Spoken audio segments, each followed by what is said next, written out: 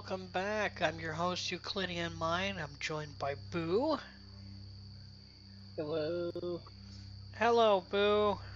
Welcome back. Oh, Thank you for joining me once again. boy. And we're starting the last session.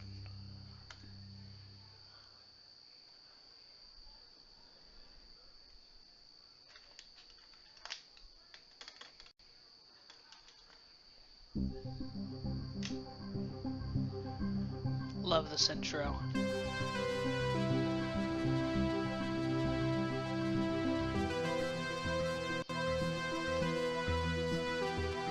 I think that's enough of that for now. Really?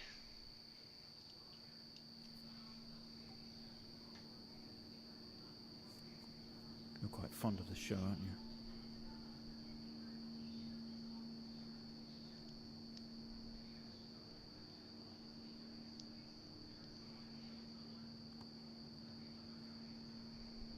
Okay, come on. Let's get you down to the observation room.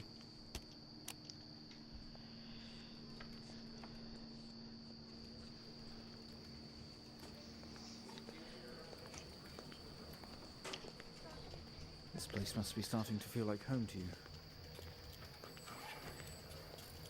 Damn it, Jim. Don't Stop. worry. Try and get you out of here eventually. Turn around, Jim. I want to go watch TV. Just in here. Look, I don't like this room.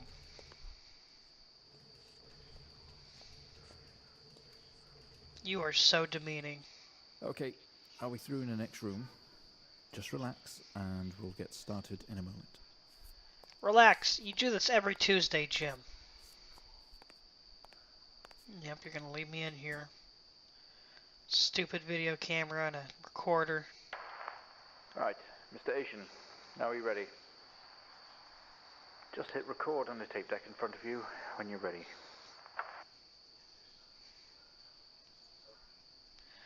Jim? Let me just record this so you can hear me. Suck it, Jim. This is subject 12-19-86-23, new session entry. We have myself, Dr. Alexander, leading, and in a room we have our patient, Mr. James Asian. As we know, James has recently recovered from a 2-week coma following his accident. In our last 3 sessions, James's attempts to recollect events of the accident seen him merging his memory with his imagination. These episodes have always ended in panic, and we've had to terminate the session abruptly. Let's try and do this one better, James. So when you're ready, let's bring this back. I know how difficult this must be, but you can do this. James, it's time to remember. Remember, you can't remember your name. It's not Alexander. Your name's Jim. Your mind. It's like a conscious black box. It can show you your memories. Look into it. Okay. You guys really gotta stop on all the drugs you're giving me.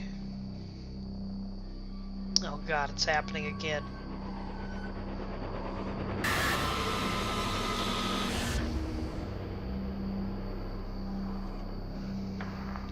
In your most recent episode, you recalled a false memory of a remote weather station.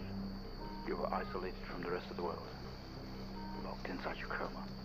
We interacted with you daily, encouraging you to wake. Your family would do number puzzles with you. Anything really to bring you back. People needed answers, James. Do you remember? I have No. another signal here for you, James. It's at 5610 FM. You can't miss it.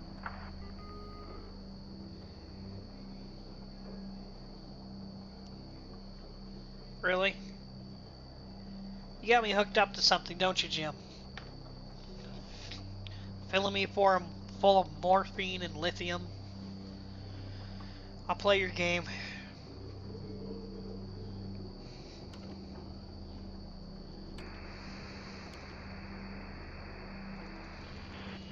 Delicious lithium. Stop toying with me, Jim.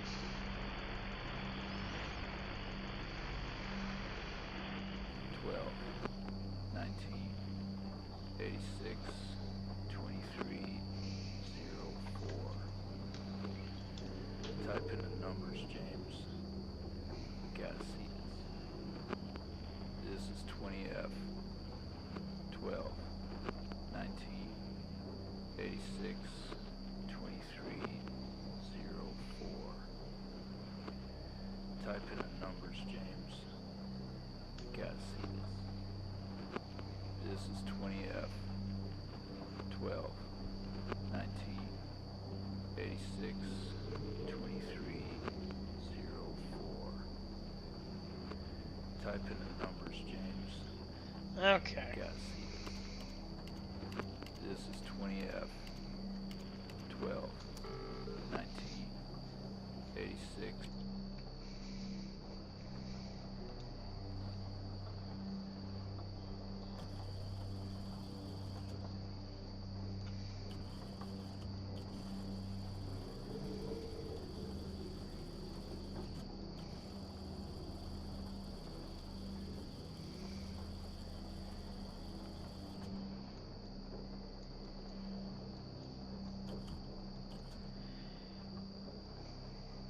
Wolson police report?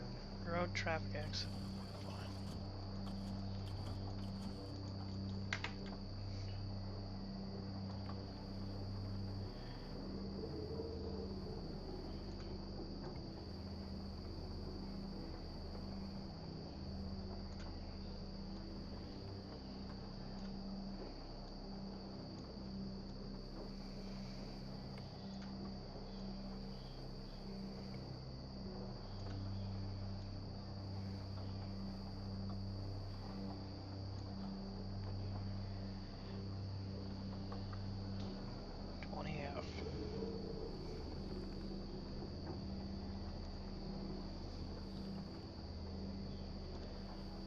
Things do you have circled here?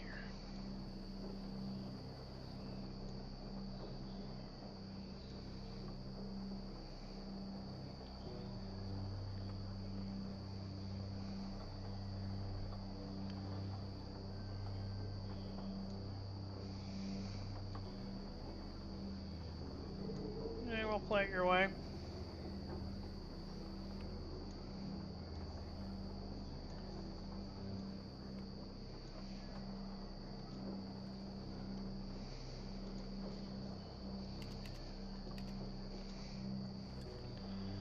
Capital F.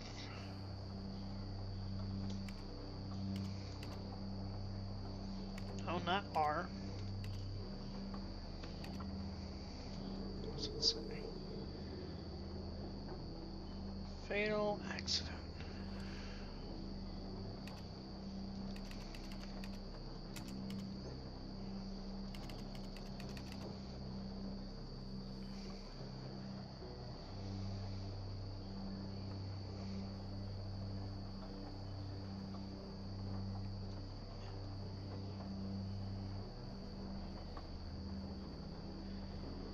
Empty whiskey out of control.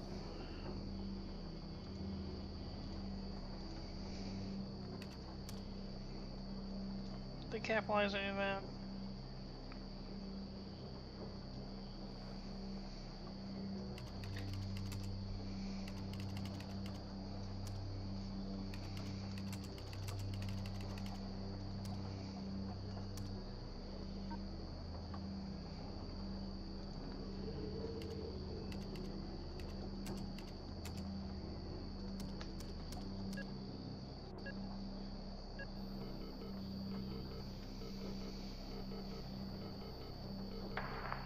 Find the signal, James. Listen to the voices. You have to face it, James. Finally.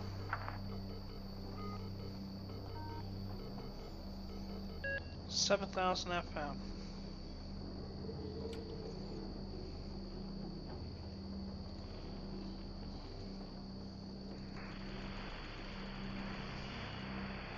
It's not likely, at all. I've worked with Officer Hennings for 6 years and not once have we even talked about alcohol. Drunk driving. He was a father, a husband. He was fine. No way he caused this. It's him, this Haitian guy. He's got something to hide. Light flickers on.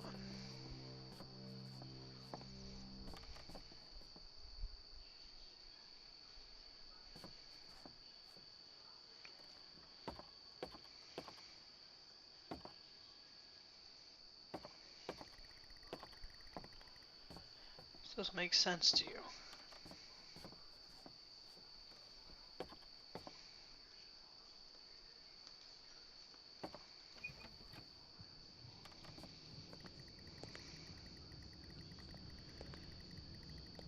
Step out into the hospital ward, it only seems abandoned. Your vision is blurry. No?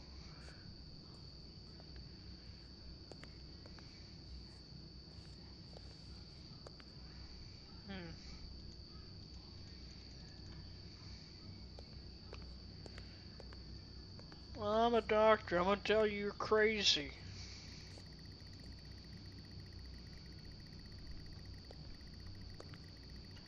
Sometimes I make you watch your past sessions to see what really happened.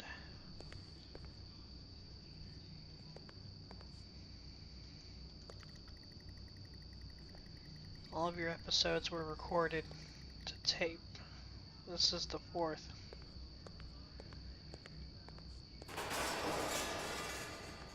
He tense up. Someone else is here. Get out of my hospital.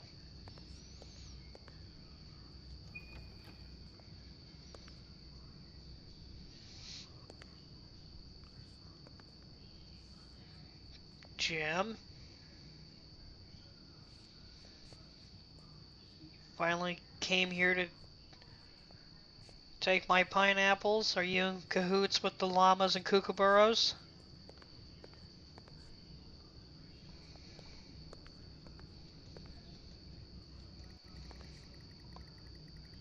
Oh gosh, that reference. This would have been Henning's bed.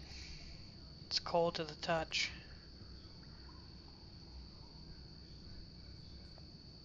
But you won't take the milk.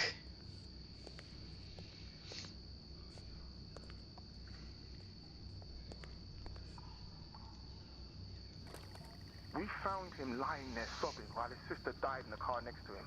While Hennings died next to him. What the fuck was he thinking? She was still alive when we got to her. If he'd have done something, they could all still be hit.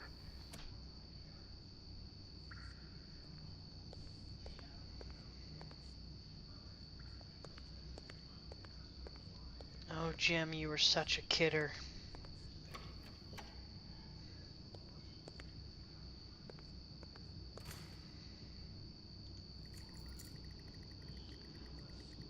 Grab the keys from the table.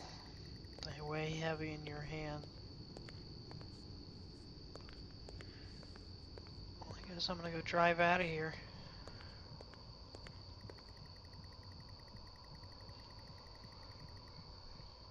Spent most waking moments in here.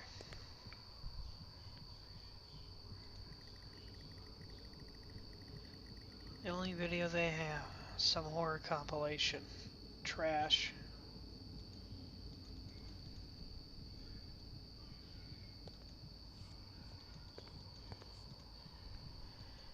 Futuro.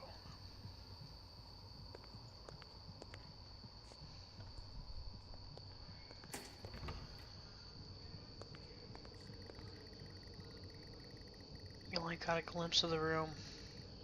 Guess that's why there is no detail here.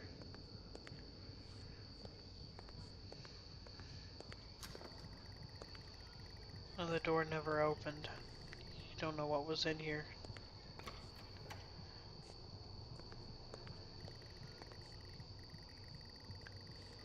The waiting area is dark, but you feel a presence right behind you.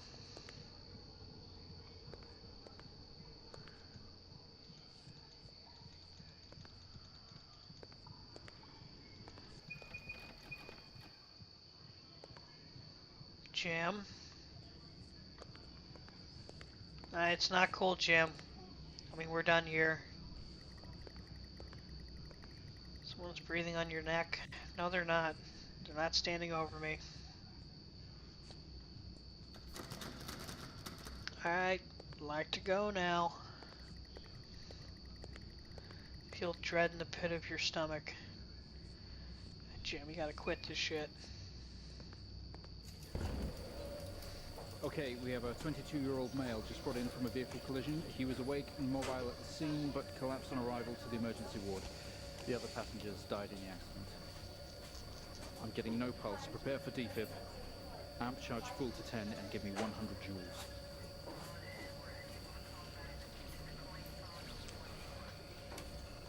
Come on, 100 joules. Charging up full to 10.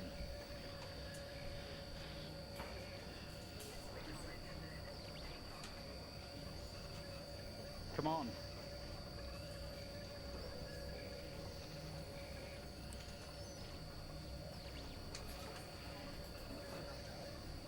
Defib.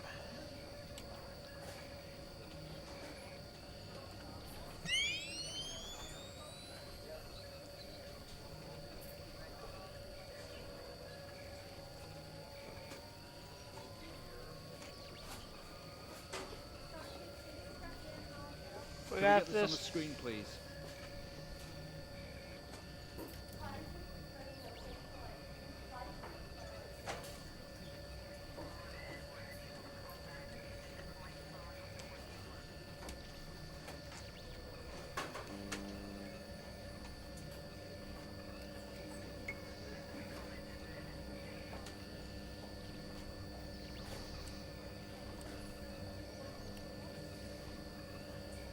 Come on, 100 joules. Charging up full to 10.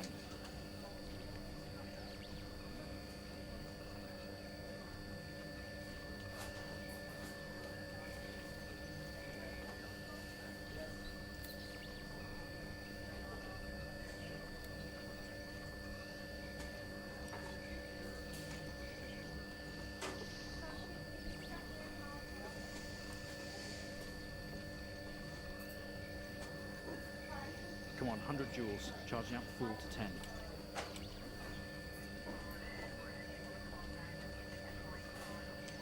Okay, it's at 10.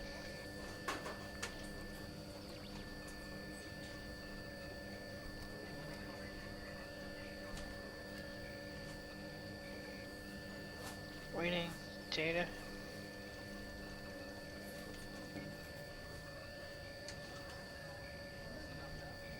I can't see what I'm doing. Get this on the screen now. Doctor, you have everything going.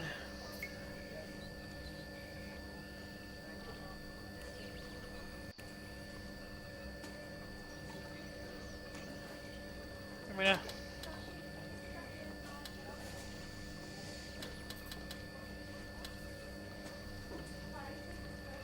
we got everything working, Doc. Come on, 100 joules. Charging up full to 10. Am I not seeing something here? I got 100J here.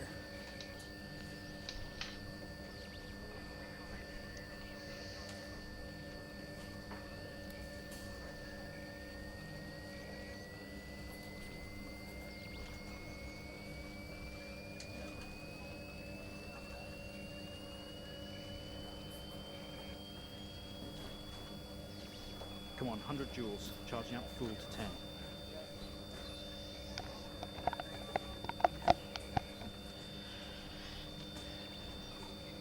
Boo, if you see something I don't, you can let me know.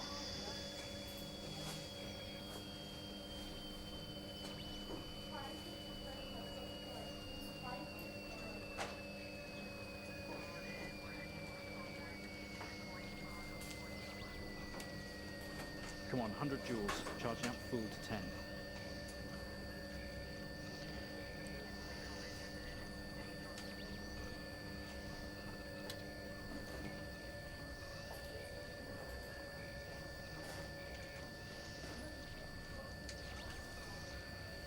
What's on that's not needed to be on?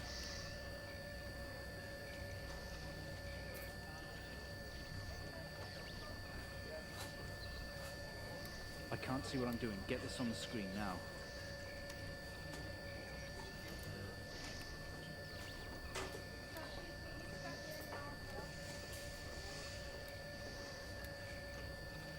And Dick.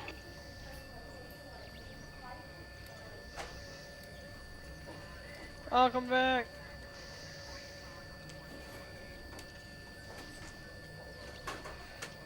Oh, ridiculous. Clear. No reaction from first stage. Let's try higher. 200 joules. Keep the amp charged at 10.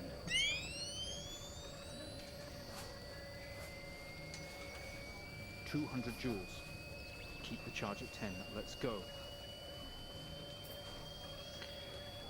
Look, if your machines would work properly, Jim. It's not like you're having the operation here. Clear. Okay, we have a reaction of some sort here, a weak signal. It's really starting to Let's sting, keep Jim. going. Increase again. 360, charge full.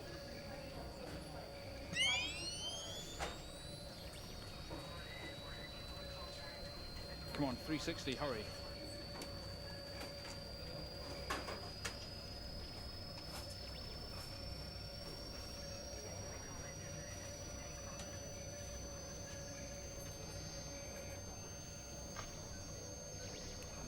Clear.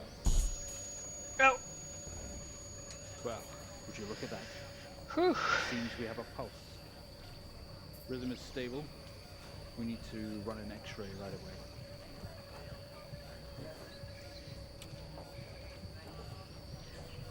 Where are we with that X-ray? Let's get it going now, please.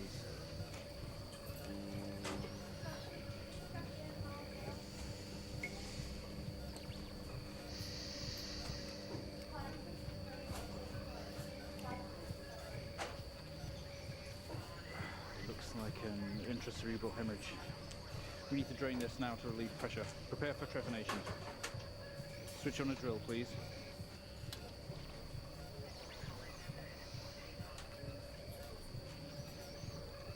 The drill, please.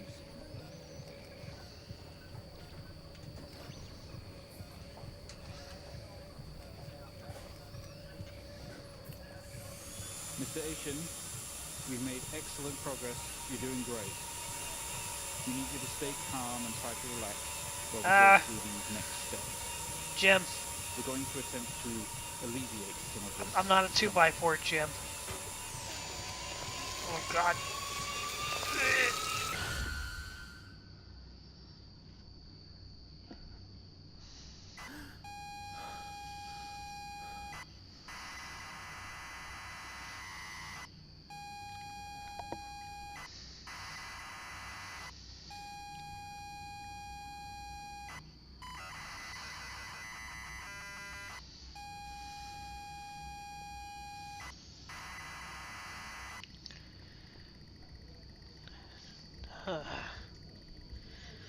Not only is tonight New Year's Eve, but tomorrow you'll leave on a 6-month trip abroad with friends. Mom and Dad and your sister Jennifer have decided to throw a party to celebrate it all. The house is full. You're in the living room. And as usual, you don't recognize a soul. 2205? Okay. I'll look around.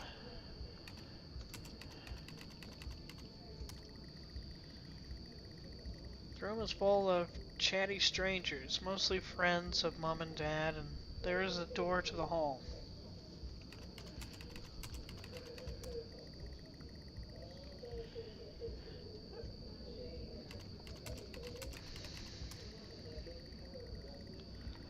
Push the crowd into the hallway. The hallway is welcoming as ever, only this time the folks have put a great big banner up across the main hall.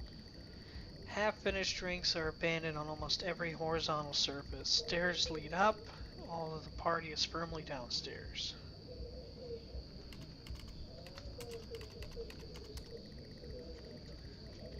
Same as ever, stairs, door to the living room, door to the kitchen. We're seeing a pattern here. Say all the best parties are in the kitchen. The kitchen is full of people, and they are loud.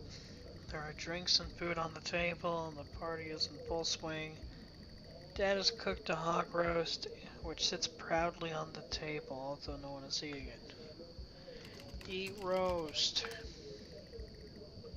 Maybe later. No, now.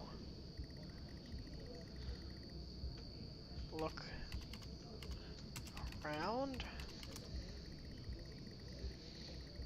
There's a utility room. And writing on the wall also, Jen is here signaling you. Go to Jen. You push through, apologizing over and over to get to Jennifer. You hug, you're going to miss each other. Thank her for the party. She asks if you are enjoying the party. No. You tell her you're not having fun. She frowns. She tells you to enjoy it anyway. And to loosen up. She asks you to get her a drink. Get Jen a drink. You pour Jen a drink, and one for yourself too. I didn't ask for one. There's never an awkward silence with Jennifer. She always has a question. She asks you if you have everything sorted out for the big trip. Yes. Tell her yes, and that you've packed everything with plenty of room to spare. Another hug. Your family have really gone out of their way to make this trip happen for you. Might be what you need to get some perspective and maybe not fuck up so much. She's going to miss you. You are going to miss her. She walks away. Jen has disappeared into the crowd. You're left standing, nodding and smiling and approving faces. There is so much to do for this move. Can't mess it up, but first a drink. Drink. You pour and down another drink. Anything anything to move the line along. Okay?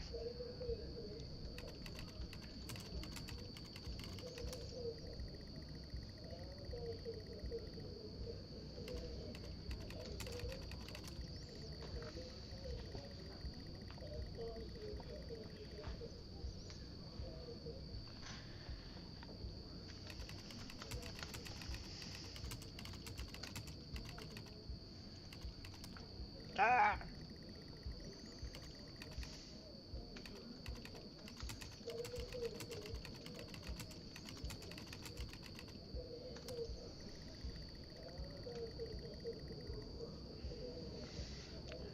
Look at writing on the wall.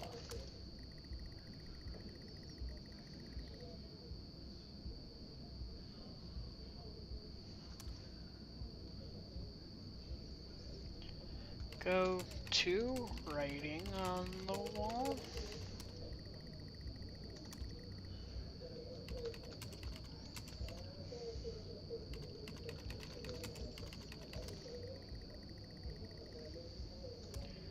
You open the door and peer in. You're never allowed in here normally. This is where Dad keeps his fine wines and whiskeys. Ceiling to floor racks. A collector, although he does actually drink them too. There's a bottle with a ribbon around it and a card.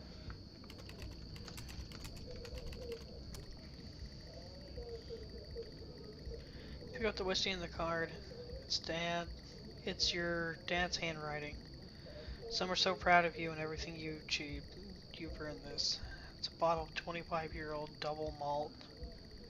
Shouldn't really, but you have to try it.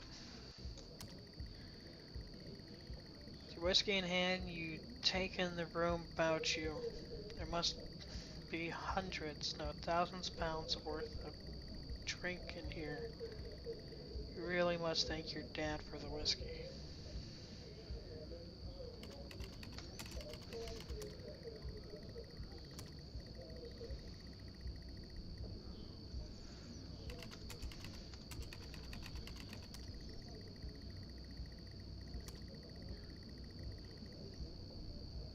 Clutching your new best friend. You stumble out of the utility room and back into the kitchen. There's one strong whiskey. That is one strong whiskey. You take another swig and give the thumbs up to Dad's across the room. He nods and winks.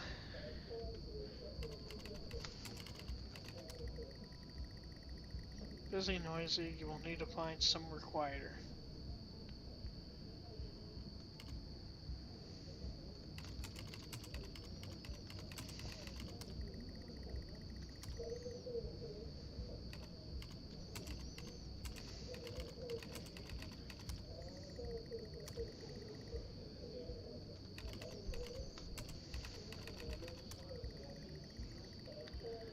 Go back out to the hallway.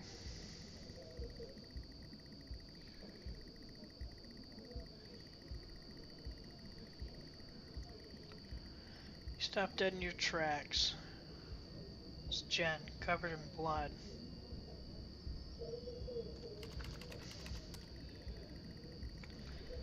She's staring at you. No one else notices.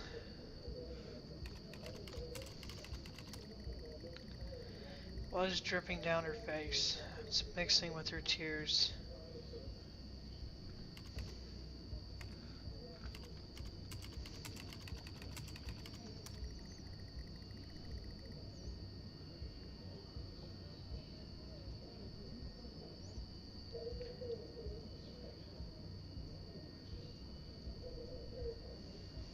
Sorry, don't understand.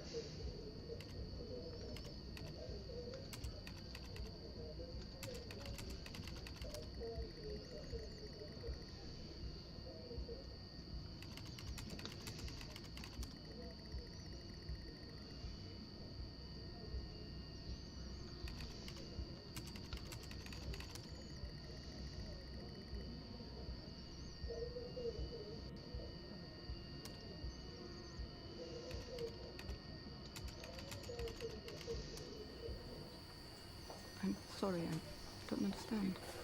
We tried our best, Mrs. Asian, but her injuries were too severe. No, I don't understand. I was just talking to her. I'm afraid Jennifer passed away before we could get to her in surgery. We did the best we could. I am so sorry. Where is she? Let me see her. Please, Mrs. Asian, take a seat. I don't want to take a seat. Let me talk to her. Now. I'll arrange for you to see her. In the meantime, James is in recovery. He's stable for now. I don't want to see him.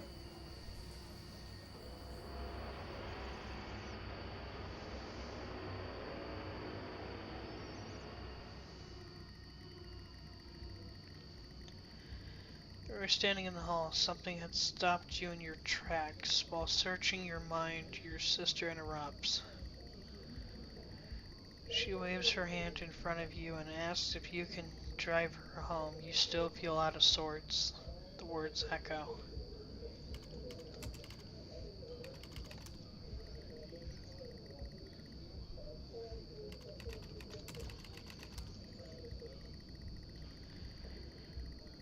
Door to the kitchen and living room lead from here, while stairs can't take you up.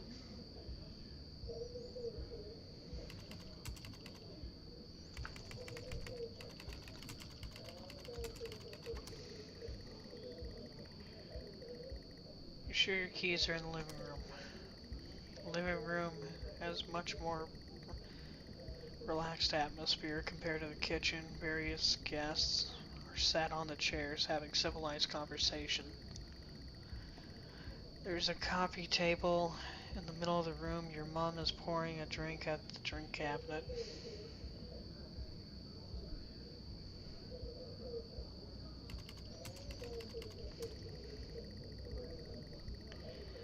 Empty-handed, you go back into the hall.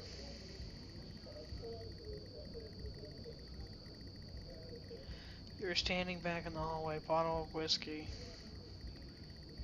but no car keys. Jen points to the living room and sighs. She puts on her coat.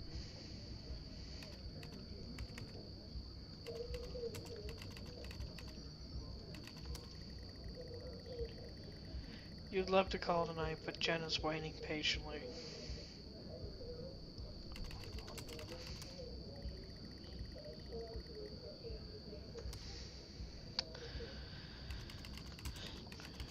Alright, if you're gonna make me kill her, I guess we're just gonna kill her. We're gonna crash a car.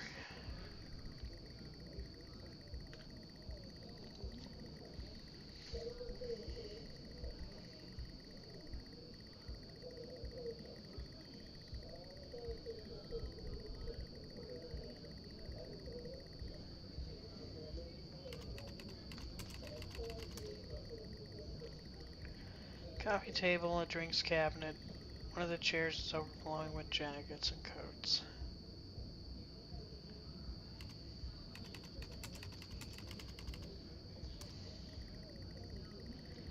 Friends in conversation, jackets and coats everywhere.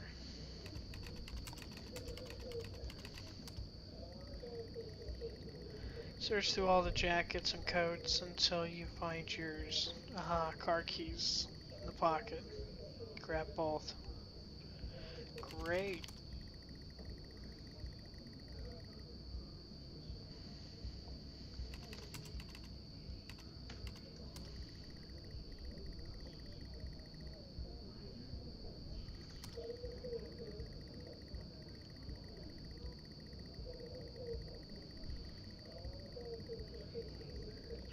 Jen thanks you for helping her out. She has work in the morning and no one else is in any fit shape to drive.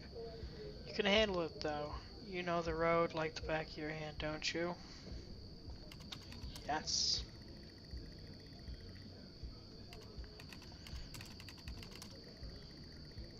Jen is standing by the front door, all ready to go.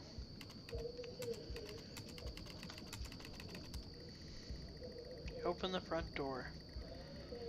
You walk out into the freezing night. The cold air hits you. You are glad to have your jacket with you. There is a dusting of snow around you as you step down from the porch. The yard extends around the back of the house, and the car sits at the front of the house.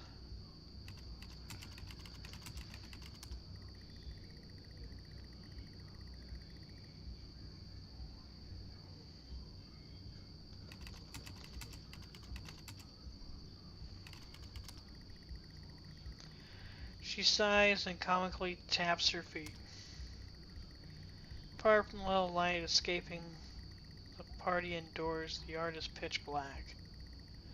You used to love stargazing here. You stumble around the darkness looking for the perfect spot to take in the majesty of the night sky.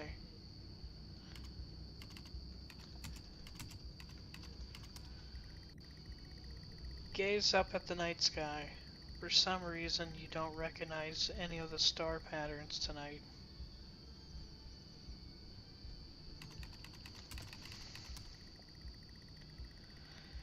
The trusty old generator is here working away. The sky is majestic.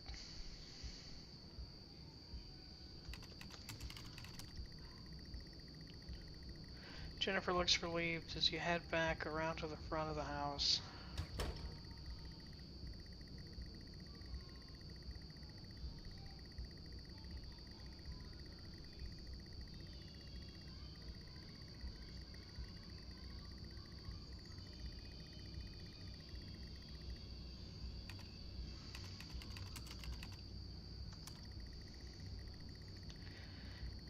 You fumble with the car handle, confused, until Jen tells you maybe use the key in your hand.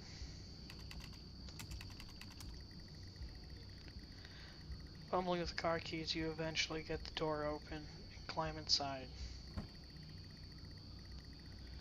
The car is freezing. As you fumble around with your seatbelt, your sister opens up the car glove box and hands you a note and a key that was inside. She tells you that it's for when you return.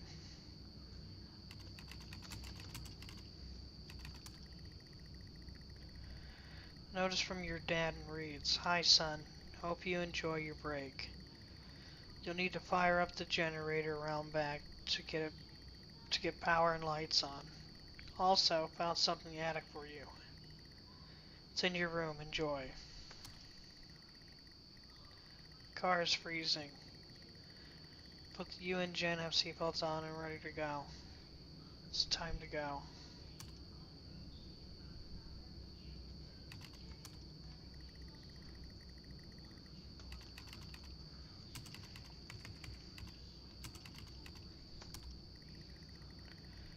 Try to turn over the ignition with sheer willpower, despite holding keys in your hand.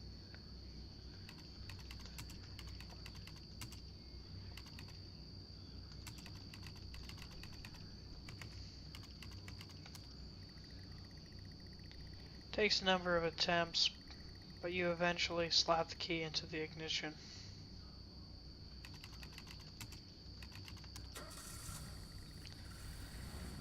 You turn the key in the ignition and the car roars to life.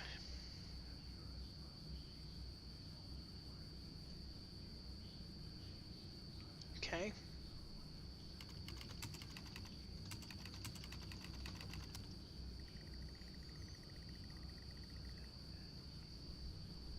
Okay.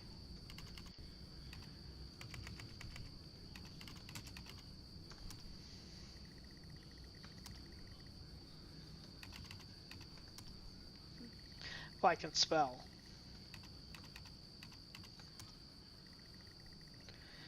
Jennifer is getting impatient. If you value your life, you'd better get her home first.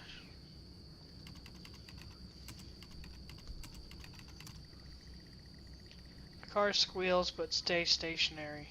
Jen suggests releasing the brake, giving you a wide-eyed stare.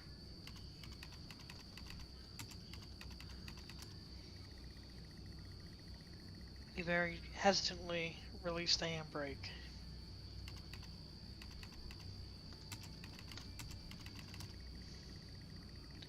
You put the car in gear and pull out of the driveway.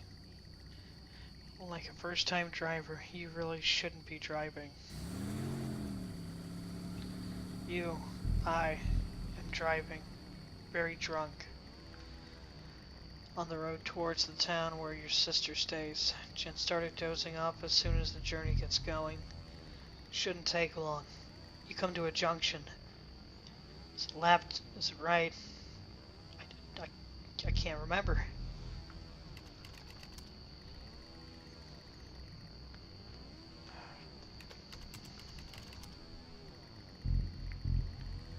You don't want to, but yet better ask Jen for directions.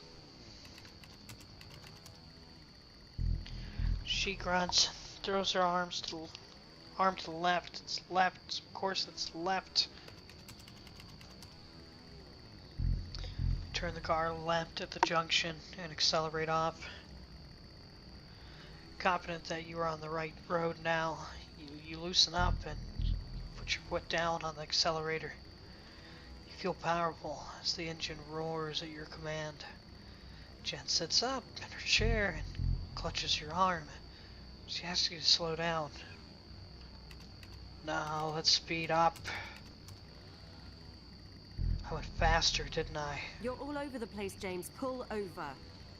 Jen is hitting your arm and yelling at you. Crazy sister. Strange. There's a set of headlights coming directly at you, but really slow. Slow motion. I want to keep going.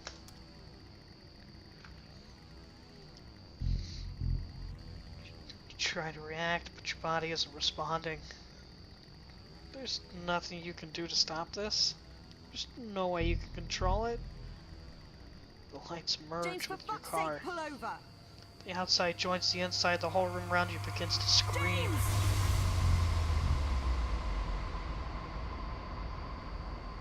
It was at this very moment, wasn't it, James? The moment you lost it all. Your sister, your parents, yourself. And then you made it worse. Go on. Show us what you did.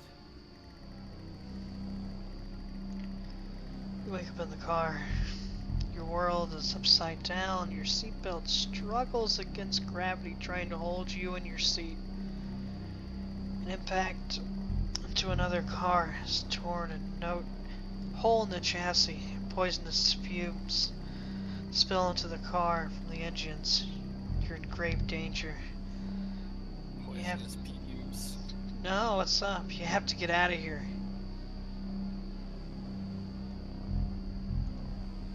Oh, okay. Leave car. Can't move. Your seatbelt is still in place. Okay. Undo seatbelt. You undo that seatbelt, goddammit.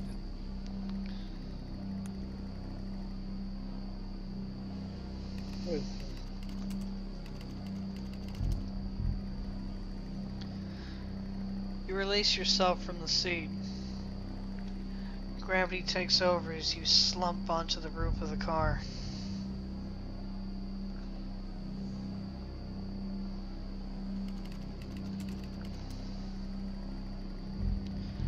Squeeze through the wreckage and fall on your knees on the ground next to your vehicle. Every breath brings pain into your chest. Your head is throbbing. A blue car is smashed into the passenger side of your car. Your life cannot be ruined by this. You are standing, holding your whiskey and your dad's note, and flashing lights are approaching at the distance.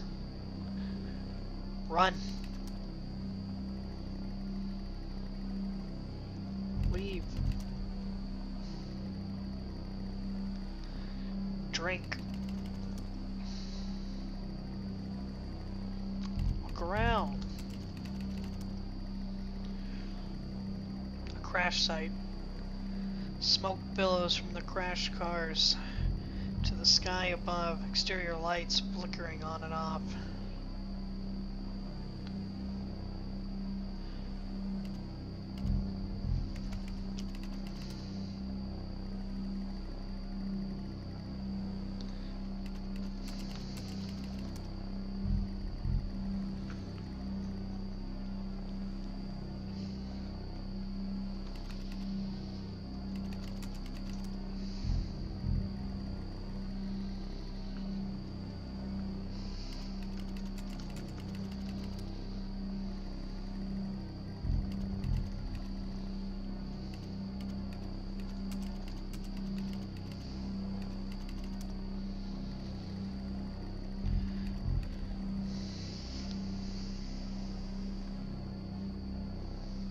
Okay.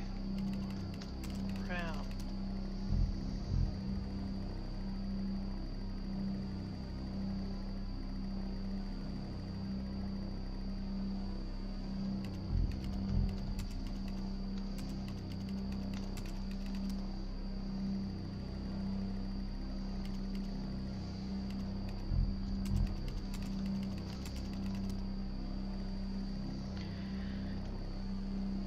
Okay.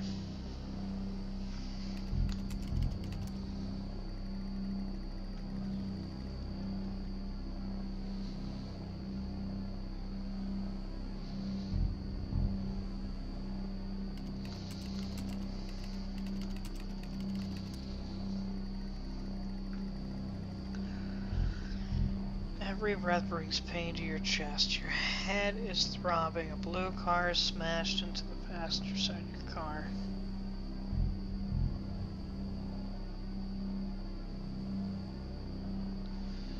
Okay, throw away whiskey. You can't just toss this away without thinking. They will find it and they will come to you.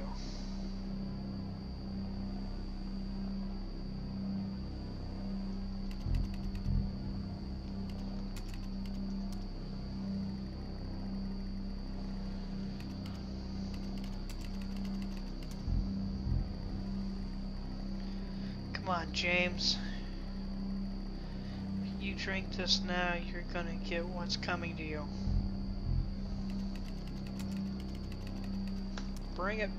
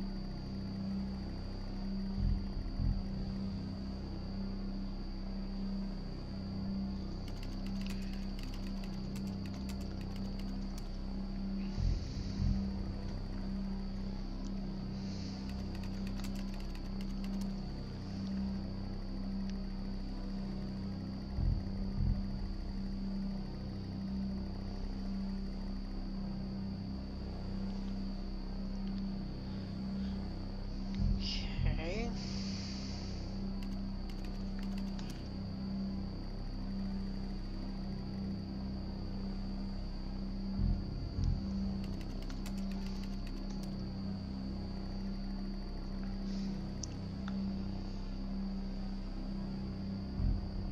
Oh.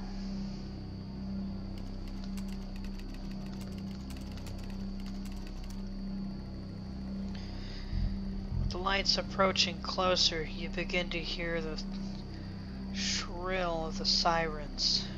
Simply cannot go to jail for this. You clean the bottle and remove your connection with the whiskey.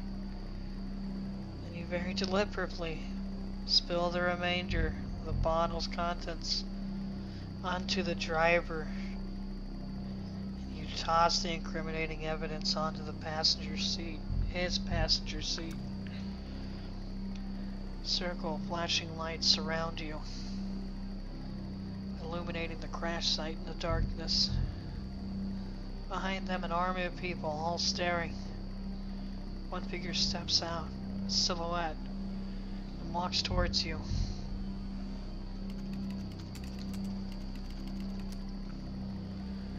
The silhouette is a police officer in uniform. He beckons you to approach.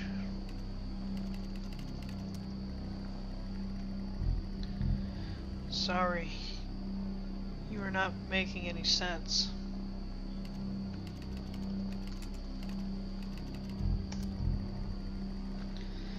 As you approach the man, the pulsating lights around you get dimmer and dimmer while the pain in your head increases. You fall to the ground at his feet. I know you're tearing yourself apart over it, but no matter what you keep telling yourself, you have to listen to me. That accident, that poor man, me. You have to remember, it was all your fault.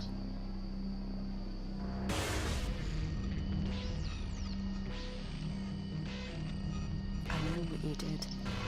How you left me there to protect yourself. Planting evidence on some poor man. You went headfirst into that officer and you wrecked all of our lives. And then you couldn't even take responsibility.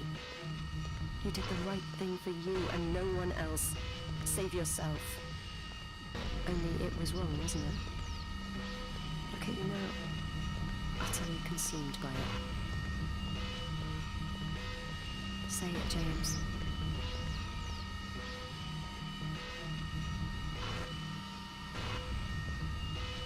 Say it. Tell them.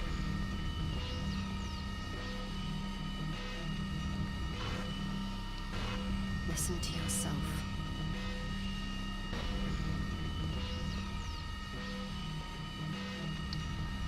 It has to end, James.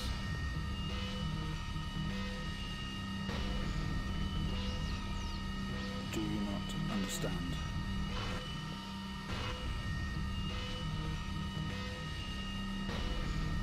This episode you're having must come to an end.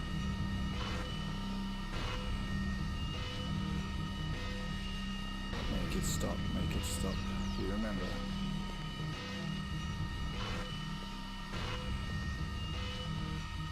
Stop the session, Mr. Haitian.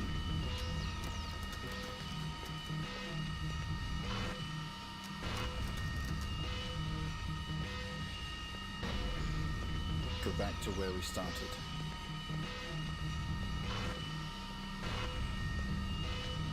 Put an end to this nightmare.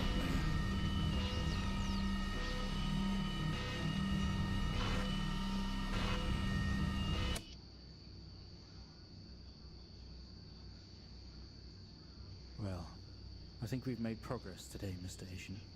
I guess we should tell the police what you've told us. Although I don't suspect it'll take you anywhere. I think you'll be with us for quite some time. Come on, let's get you back to your shows. I'll see you tomorrow.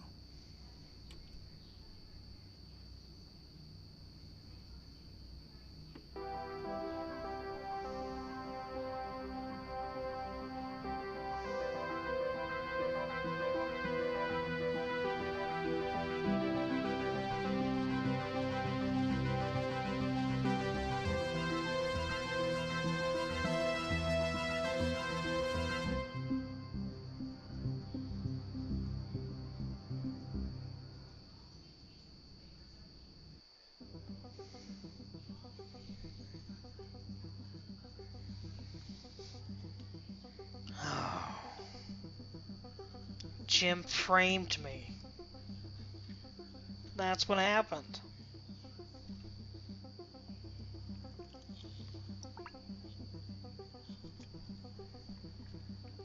I knew that bastard had it out for me. Couldn't stand it. I was going on vacation. That rams me from the side as I'm completely sober. Wasn't drunk. That bastard. That greedy bastard.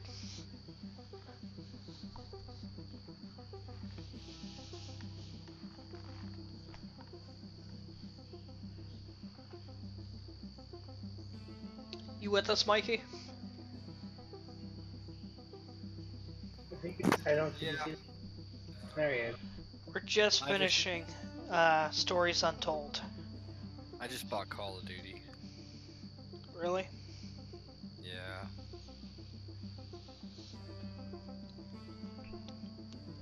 Everybody, this is Cryptid. You should be familiar with them. If you're familiar with my channel. Hi everyone. We got a cheering section?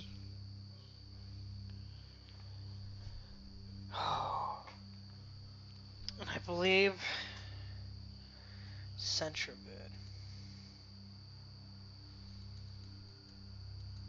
Is there a final thing?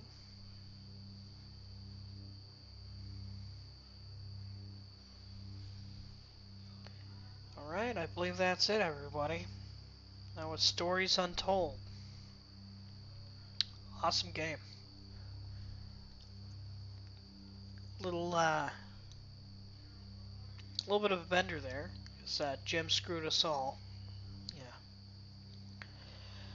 Been your host, Euclidean Mind, and we'll catch you next time. My co-host has been Boo, and we're joined in the late session with Cryptid. Yes, indeed. And we'll see you all next time. Till then, take care. Bye-bye. Bye.